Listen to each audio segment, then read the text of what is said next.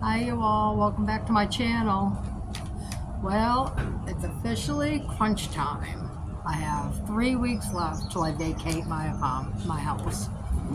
So I have a list of stuff that I have done to make a smooth transition and for me to be able to get my security deposit back. So yeah, I am thrilled to have this opportunity that I've always been dreaming of, but a little skeptical about the night parking. Yes, I have traveled all over this country and I've slept in a vehicle, a lot, but it's usually at truck stops for like 3-4 hours. Then, I'm on the road again or something like that. It's not an every night thing of like where to park at. So, I go through different states and stuff. So it's going to be a little different, a little adjustment. But hey, I'm up for the challenge. I am up for all the experience that's going to come with it and even the struggles. As long as I look at it with an open mind and understand it's not always going to go smoothly, then, whatever comes up is not going to, ruffle my feathers. It's not going to get me crazy into my emotions and want to quit and all that. You have to have an understanding of what is going to come with this lifestyle. So I suggest anybody that's been wanting to do this, just make sure you look up everything and you really follow a lot of people or groups or whatever that give you ideas and all the stuff that comes with it. Because no matter what life you choose, whether it's nomad life or a home or whatever, they all have issues. So I'm okay with that. I'm really okay with that. I'm okay with the freedom more than I am the bills and stuff. So, but here's my list of stuff that I know I need to take care of within the next week or two. I have to rent a storage unit. I'm probably going to look into it next week. I know a lot of places have $1 down, our first month rental free, stuff like that. So I'm going to look into the best possible one for me. I think all I need is a 5x5. I don't have all that much going into it, honestly, because whatever's going into this is going to be placed in my van. So yeah, downsizing is an absolute must, but I'm okay with that. Needs, as long as I have everything in there that I need, I will be fine. I have to rent a postal box with an address. I can use my daughter's address, but I probably prefer to go to the postal route with the address. That way I don't overload my mail or whatever. Not that I get much mail, and before I do this, I'm probably going to put a stop on my mail for a month. I'll hold on my mail for a month and then, direct it to this address, the mailbox. And I'm only going to tell special agencies that I need the mail from, where it's going. Other than that, all that other stuff is trash anyways. We get so many solicitations of mail, it's ridiculous. And they talk about the waste of paper, right? I get so much stuff in the mail that I don't need. So That is a must, and I don't think it's expensive. I want to say like $10 a month, something like that, which is really not bad. A rental unit, I think, is going to be about, I think it's about 60 a month, because that rental unit, yeah, I want to say it was about 60 a month for the 5x5, which is fine. I gotta clean out, like I said, downsizing, so I gotta start cleaning out my clothes that I don't want or I don't wear. Like they just don't fit me no more. Just stuff like that. Knickknacks and stuff like that I could do without. Which I've downsized a lot anyways already in the last few years, so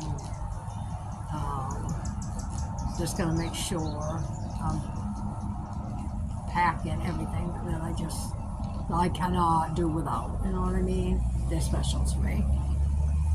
And yeah, I'll have all my clothes in a suitcase while I'm in the car. So, like all my winter clothes, they can go into the storage, and I'll just have my summer clothes in the suitcase in the car. Then all my clothes can come in the van with me, because I'll have my bureau and stuff in there. I need to repair the small things in my house. It's not much or whatever, but just small things, so I can get my security deposit back. But I was kind of mad because I'm renting my house, mind you, okay? Usually, whatever breaks, they have to replace. Well, not this place. This property wanted the stove went out. Well, not completely out, but it doesn't shut off, so we have to unplug it and stuff. I went and put a maintenance request in last month about it, saying, you know, the big burner's out and stuff. They are charging me $450 for a stove I didn't break. It was already an older stove. They know this. And it's not my fault it been broken. Something's wrong with it. Nothing I did wrong. Anyways, they are not giving me the stove to use till I pay the $450, which I think is crazy. I put it in a month ago. I haven't gotten a stove, but they want to charge me $450. So that's already $450 coming out of my security deposit, and I won't even be using the stove. The new tenant will be. I'm a little upset about that. I'm not gonna lie, but I don't know if I can do anything about it or not. It states in the lease, you know. So chalk it up to a lose right at the moment. Mowed lawn for the last time, about a week before, because once again we have to make sure the outside is taken care of too. So if they go there and they feel they have to mow the lawn before the new tenants, then they're probably going to charge me. So I'm going to mow it like a week before we leave, something like that. I scheduled an appointment already for the Salvation Army to come pick up like my couch and a couple desks, beds, a couple of the beds, baker's rack, stuff like that not taken anywhere, so I might as well give them to the Salvation Army, and whatever clothes, you know, stuff like that I don't want, and like cups and stuff like that I'm not going to be taking.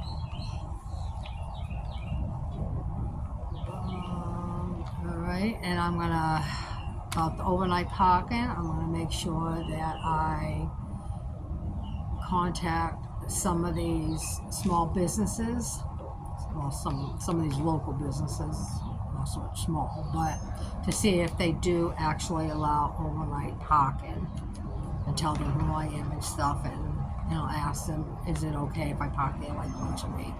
Just so I know, so I'm not bothered by anybody. I think it would just be a good gesture to just go and ask first. It would relieve some tension from me. Okay, so probably next week I will be getting in my car and finding ways that is going to benefit my sleeping. Because of the swelling of my legs, I do need them to have them up at least level with me, with my body. I can't have them dangling down, so I can't be sitting, reclining in the car seat, like front seat, and my legs be down all night. It would not be good. I would hurt my legs more than anything. So I'm going to have to figure a way of putting maybe like a thick blanket somewhere or something, just so my feet can go up over it or whatever. But I'll be working on that. I'm gonna be like taking naps, I guess, in my car or whatever, just laying down for like 2-3 hours at a time in different positions, just to see what's going to work for me. I'm sure it's going to be trial and error. We'll have to switch things around, but it's okay. That's okay. The safety is the big thing for me, which I think I'll be fine. I got to start establishing a daily routine. I got a little one, but being in the car is going to be a little different. So I do definitely want to start waking up probably in the next week and a half at 3:30 in the morning, because that's what I want to do in my vehicle. So if I start getting up at 3:30 in the morning and kind of getting a little routine in the morning anyway started, it won't be such a drastic change once I am in the vehicle.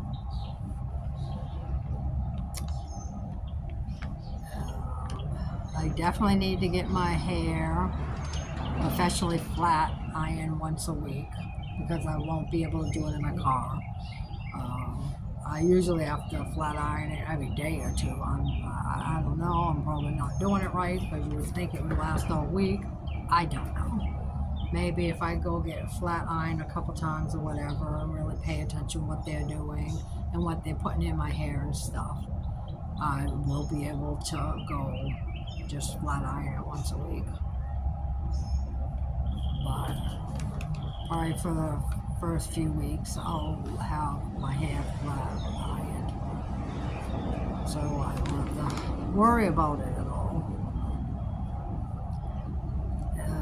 Let's see. And my first check in July. I want no rent. I just paid my last rent yesterday. I'm excited. That part is over. No more rent. So I am going to fix my car the first week in July. I forgot about my AC not working. I went to put it on the other day. I'm like, oh yeah, I forgot. I was supposed to fix it this winter. It cut out on me last summer. So I gotta fix my AC. I already know what's wrong with it. It's the hose underneath. And I have my engine light is on. And I already got it diagnosed for that. And I already know what's wrong with it and how much it's gonna cost me. So I'm gonna get those two things fixed the first week in July, because I need AC in the car And I believe, well, the part that's wrong, that's putting on my engine light, I want to say is something to do with the heater, not the.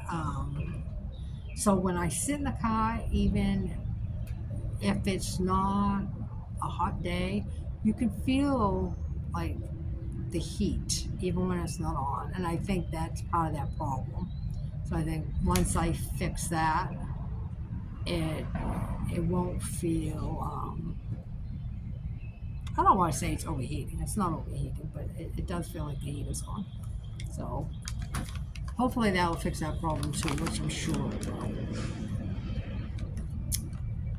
And then after that, I can start saving for my van. Whew. Once I start saving for that van, I will feel so much better. I will feel like it's making progress in the right direction. Even though staying in my car and not having rent and stuff is progress, it's the sleeping part and all that. Like, home. It will be much progress for me. So, yes. And I believe I found somebody that wants to buy my car from back home, which will help out a great deal. It is a great running car. I really don't want to get rid of her. I'm not gonna lie. I'm probably gonna have a little meltdown when somebody buys her and drives off with her. But my life is headed in another direction, and I can't do it in a car. So it will make somebody a great car. It is somebody I know from back home. So it's going to a good owner. So kind of relieved about that. And for my van, I already have like a layout of what I want, how I want the van to look, and what I need and stuff like that for it, where everything should go. So I was talking to a maintenance lady at my job last week. They gave us a little dinner and stuff like that, so I went to it. And I was sitting there talking to her, and she is a carpenter. Like, she has her own business. So I was telling her about my van, and she said she could do whatever build that I want in it. And I told her, kind of a little bit what I want. It's very simple and stuff like that. I don't need a kitchen and all that. But I am super excited because I've seen some of her work. She has a website, and I looked on it. And I would absolutely rather give it to somebody's own business versus a giant, that I'd rather give it to a small business like her. So I'm super excited that I already found somebody that can do it. And she's reliable and stuff. I've been working with her for like 3 months.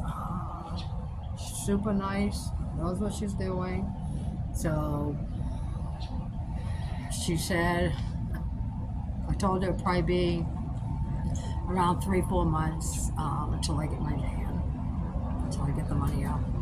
So probably in a month or two, I'm going to sit down with her, and I'm going to tell her everything that I want and kind of the layout and stuff of it. And she's going to actually draw it so we can see it.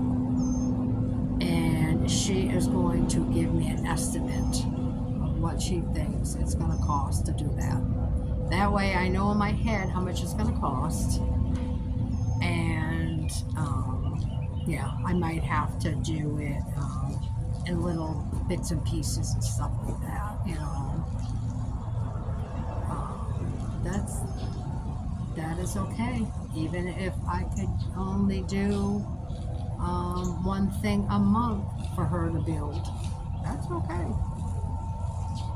That is perfectly fine with me. I'll probably be able to do more than once a month, but you know, I have other things to do too. So, but I am so excited for this transition. Yes. I'm actually going to show you this little park down by the river that I've been sitting at.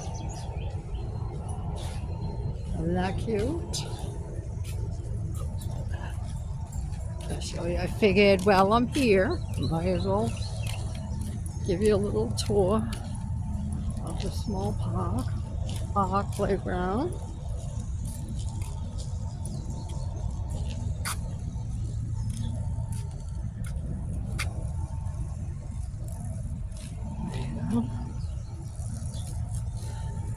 It's over by the bridge.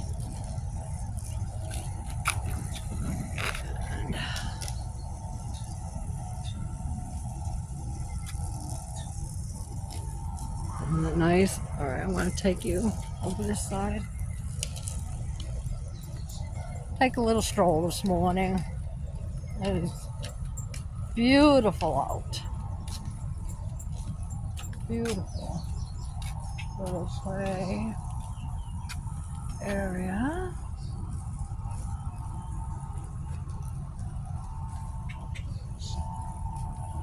That's just where I was sitting, right there.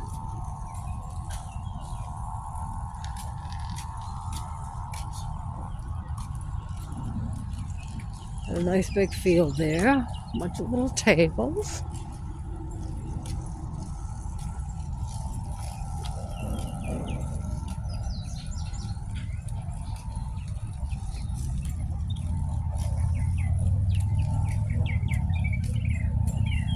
Alright, I'll keep going up this way.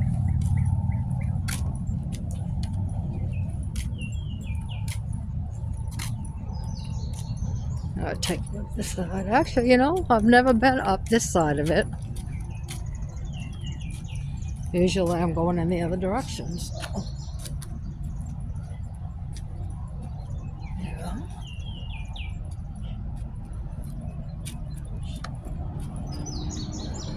Down there.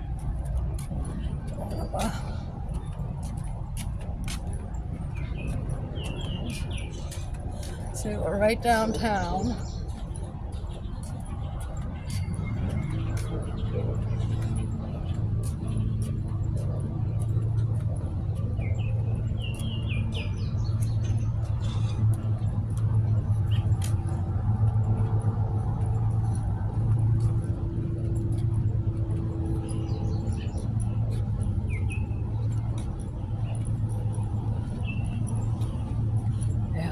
That's pretty nice.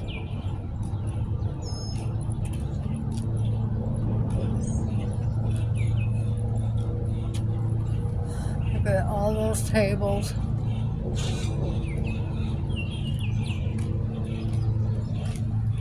Right down there. And right across there, actually, a bridge right there. And over there is the Mud Island. So I think it was a few weeks ago I took you to the tour over there. It's right across. All right. We are gonna go back in the other direction. All right, we're heading back in the other direction.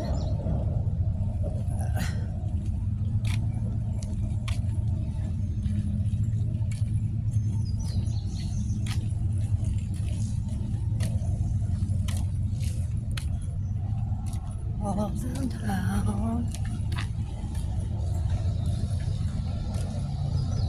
Mississippi River.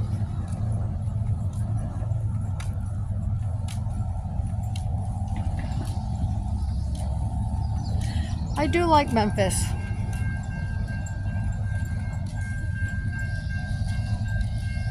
Cincinnati and Memphis are really good places to live and visit. No matter what anybody tells you. I've lived in Cincinnati 5 years and I've lived here for 5 years.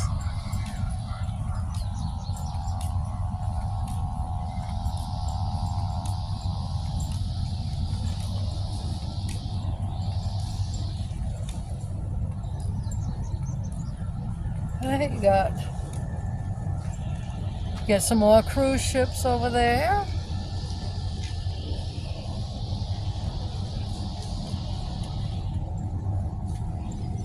Now I want to say that is the Mississippi Bridge going over there, and that right there is the Arkansas Bridge.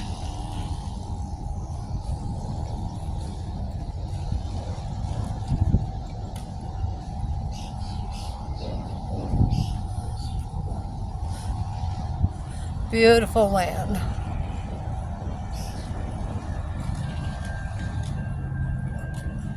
As I say, Memphis to me is a huge city that is spread out with a lot of nature in it.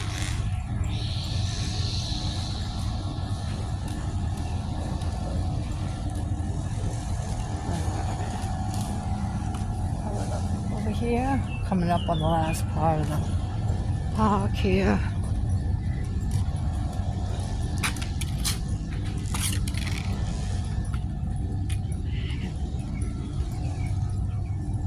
I figured you guys would want to see where I was sitting at because I think it is pretty, you know, for people who want to come visit.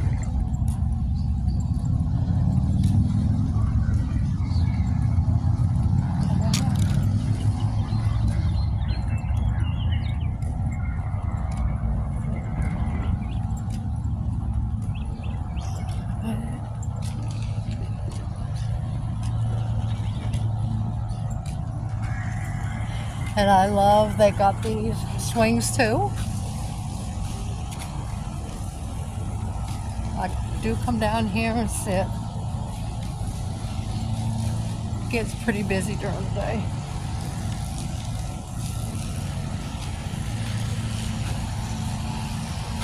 Look at all those birdhouses. How cute, huh? And they have what? 1 set, 2 set, 3 set? Oh yeah. Oh, some more birdhouses right there.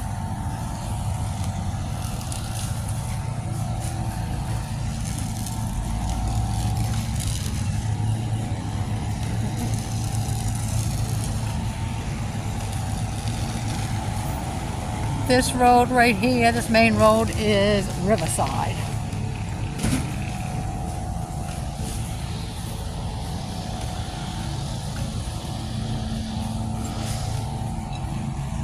Alright, that is my tour of this park and the end of my video. Please, if you like it, hit that button. Please subscribe to my channel, and sorry that it was a little late, but I will see you next week. Have a good day. Bye.